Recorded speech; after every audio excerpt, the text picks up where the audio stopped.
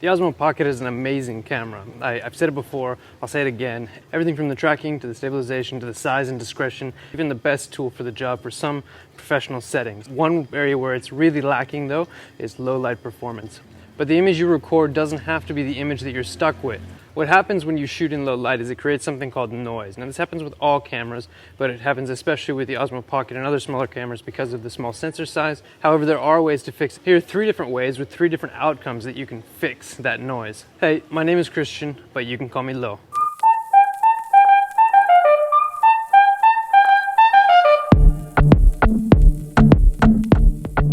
The simple fact is that if your footage gets grainy, I mean, when you smooth that out, you're quite literally perfect. Perfect. You want to speak? Perfect. Hey. No. Hey, bro. Bro. What's up? It's nice to meet you. I am fine. Thank you. Everybody's fine, right? Thank you. Thank you, extranjero. Everybody wants that perfect footage, the perfectly crisp footage with, you know, 0 grain, 0 noise. But the fact of the matter is that if you have some noisy footage, when you try to fix it, you're quite literally filling the grain in with information that wasn't there before. You could simply smooth over that grain and pump up the contrast, and you'd essentially get a denoiser. But at that point, you know, it's just going to look too soft. You're going to lose all of that detail. The goal of any denoise technique is not just to get rid of the noise, but to also keep as much detail as possible. I'm going to filter through as many of these clips as I have, different techniques, different settings, but if you stay tuned until the end, you can see all of these clips side by side and side by side without my commentary. All 3 of the techniques I'm about to talk about assume that you already have Final Cut Pro.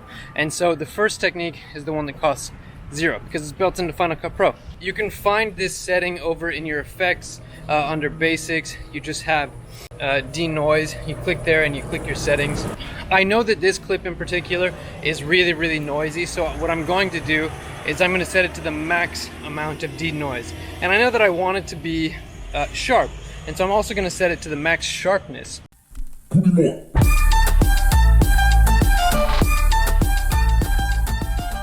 But what you'll be able to see immediately is that the clip looks like it was taken on a shitty Nokia phone. It looks horrible. And so the second thing I did is I removed the sharpness. I went down to something that's a little bit more smooth.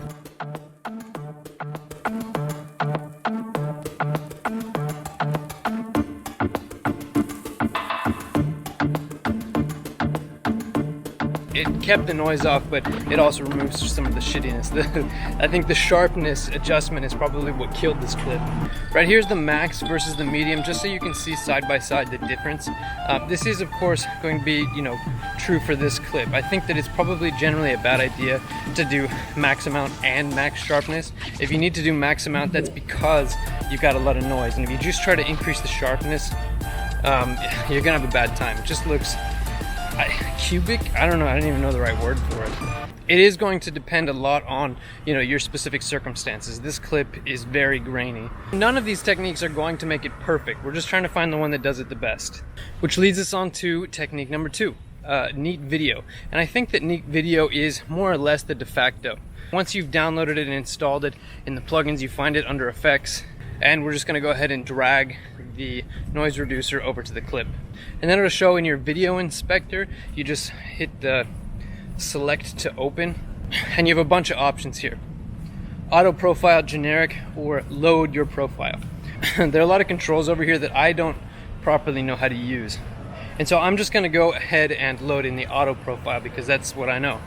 And yeah, it's not bad. One thing that you're going to notice about this that might not be the same as your camera or your shot specifically is that the grain is like red and blue and black, different colors. Sometimes it's a bit more black and white. It depends on your camera, depends on the darkness. But this red and blue and black still shines through like in the sky, for example, after using the auto profile. That doesn't mean it's not good, because this already is a really bad clip. It just means that it's still showing through. It's still a lot better than it was. The awesome thing that I see right here is that the 2 clips side by side look like they have about the same amount of sharpness. So even though we're doing a reasonably good job of getting rid of the noise, we have retained a lot of sharpness. The default setting for the generic profile is 25. I didn't think that was optimal for this clip, so I bumped it up to 33.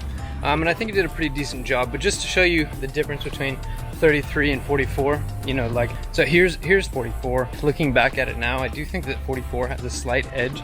You don't see a huge reduction in detail, but you do see a little bit better noise reduction. I think in the end, I think 44 plus 44 was probably a better balance between noise reduction and sharpness in this for this clip specifically.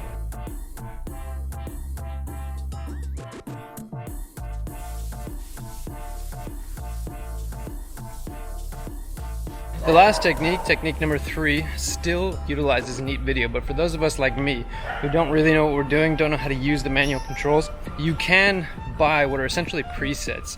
They're called profiles. You know, we have the generic profile and the auto profile. You can buy a profile that was designed by a person and load it up in neat video. The one that I'm about to use was designed by the film poets, but it was designed specifically for the Mavic 2 Pro. So I'm gonna go ahead and show you this clip that I've been showing you this whole time, but I will also show you some clips with the Mavic 2 Pro just to compare it. You can decide if it does a better job there. I'm including the settings from each technique that I think worked the best, but depending on your camera and your situation, your results may change.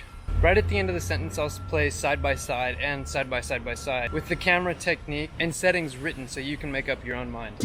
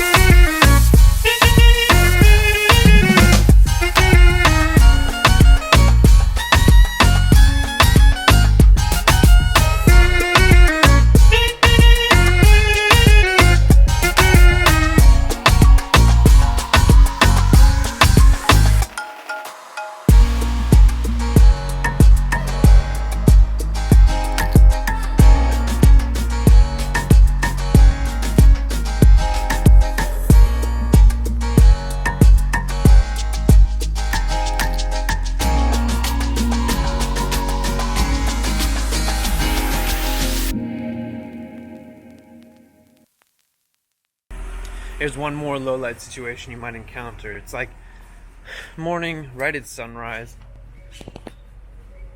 It's morning, right at sunrise, trying to do a selfie video. Let's see how this turns out. All automatic settings.